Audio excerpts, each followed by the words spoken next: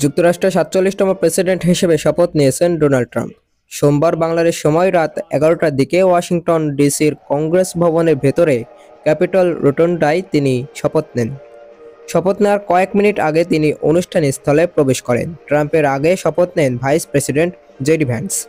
ট্রাম্পের শপথ অনুষ্ঠানে উপস্থিত ছিলেন বিদায়ী প্রেসিডেন্ট জো বাইডেন ও ফার্স্ট লেডি জিল বাইডেন। বিদেশি অতিথি হিসেবে ইটালি প্রধানমন্ত্রী জর্জিয়া মেলোনি, আর্জেন্টিনার প্রেসিডেন্ট হাবিয়ের মিলাই সহ অনেকে অনুষ্ঠানে উপস্থিত ছিলেন। প্রযুক্তি খাতের উদ্যোক্তাদের মধ্যে স্পেস এক্স ও টেসলার সিও ইলন মাস্ক, গুগলের সিও সুন্দর পিচাই, মেটার সিও মার্ক জাকারবার্গ, অ্যামাজনের প্রতিষ্ঠাতা জেফ বেজোস সহ শপথ অনুষ্ঠানে উপস্থিত ছিলেন।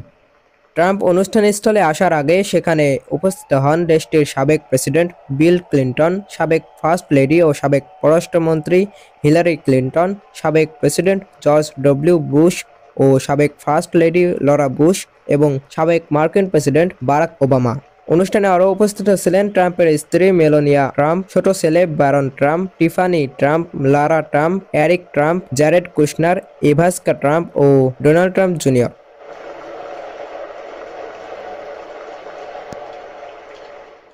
Time TV news desk.